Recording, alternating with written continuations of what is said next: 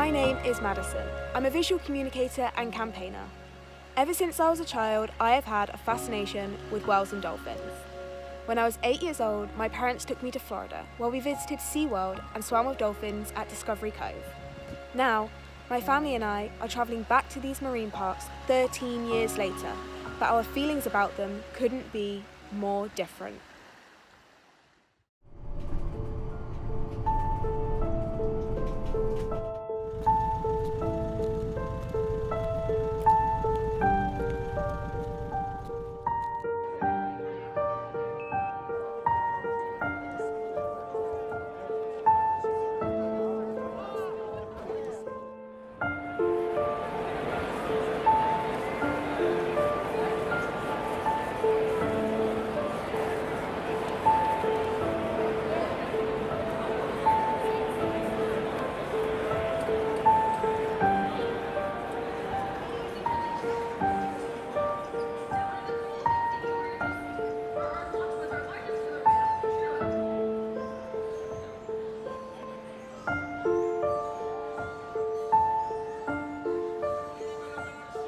The behaviors you'll see today are extensions of behaviors you would see in the ocean.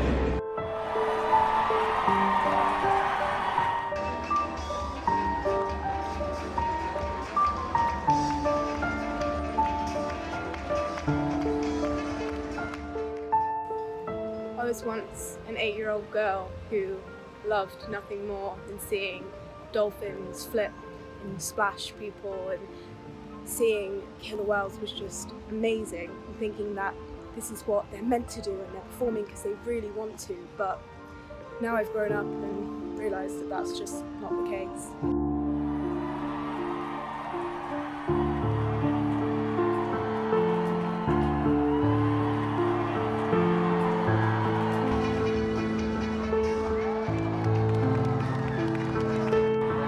Our killer whales are going to show off their power, their strength, and their ability to move lots and lots of water.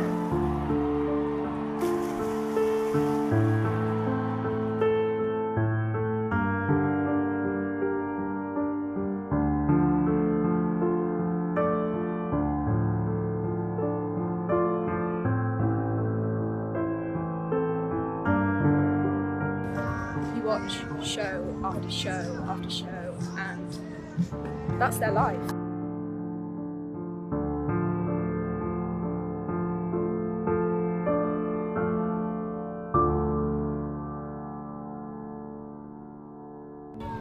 You can compare cetaceans in captivity to lions and tigers in zoos that pace up and down. Orcas do exactly the same thing, dolphins do exactly the same thing.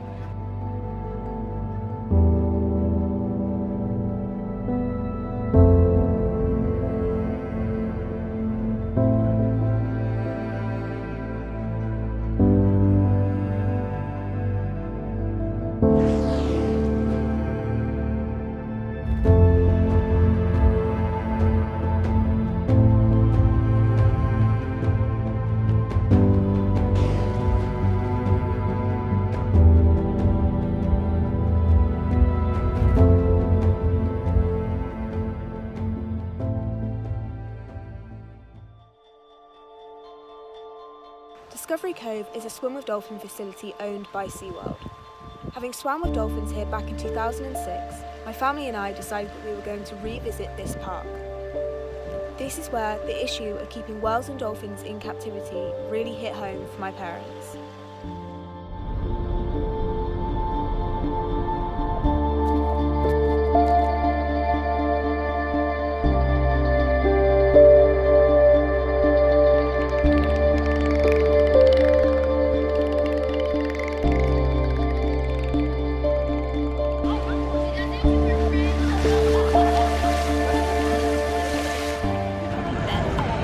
Now, I do remember thinking years ago when we came, it seemed cool even then without having any sort of pre-knowledge of it.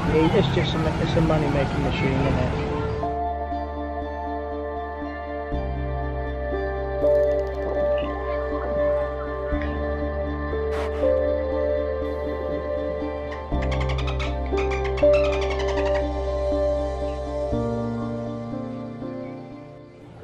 This almost seems even worse than SeaWorld to me.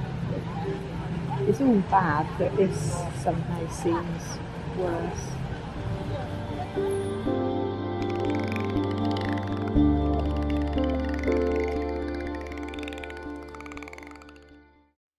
Thought, you know, when the show's finished, you think they go off to a big lagoon or a big tank, you know, where they. Yeah, that's not true. I think you have this concept that behind the scenes there's this massive expanse of water where they go and live when they're not doing their shows. But that pool you see is literally their life. That's it. That is the biggest pool of where they do the shows. It's the The biggest other little bit. pens behind, well, it's pitiful for a creature of that size.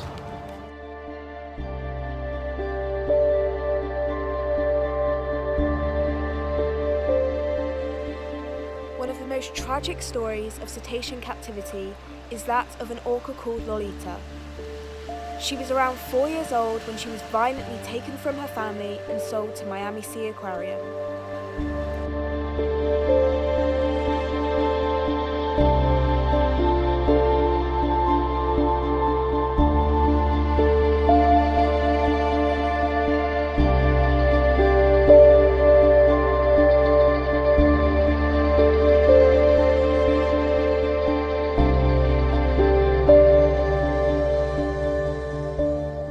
Tomorrow we're heading down to Miami to go to Miami Sea Aquarium to see Lolita.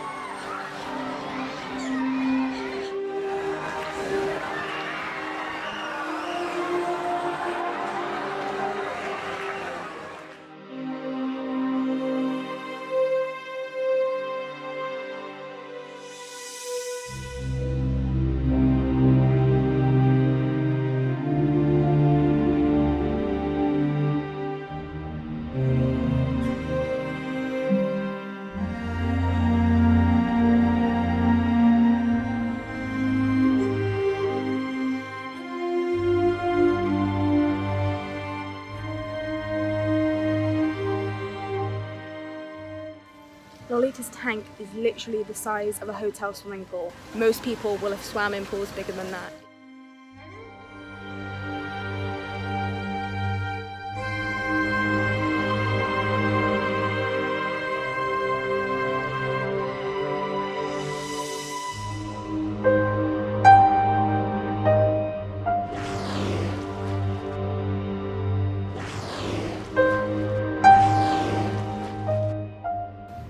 All the animals that I've seen in various marine parks over the last couple of months, in my eyes, are all prisoners. But the only difference between them and a prisoner in solitary confinement is they have done absolutely nothing wrong to deserve to be treated like this.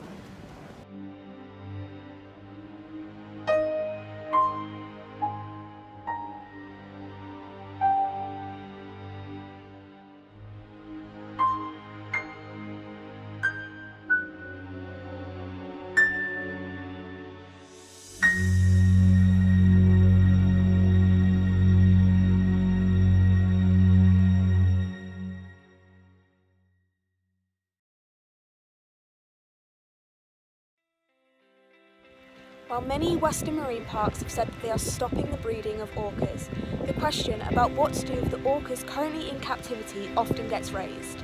The majority of these animals have spent most or all of their lives in captivity, which means it might not be possible to ever fully release them into the open ocean. However, there are seaside sanctuaries that exist where captive cetaceans can retire to and live out the rest of their lives in a more natural environment while still receiving human care.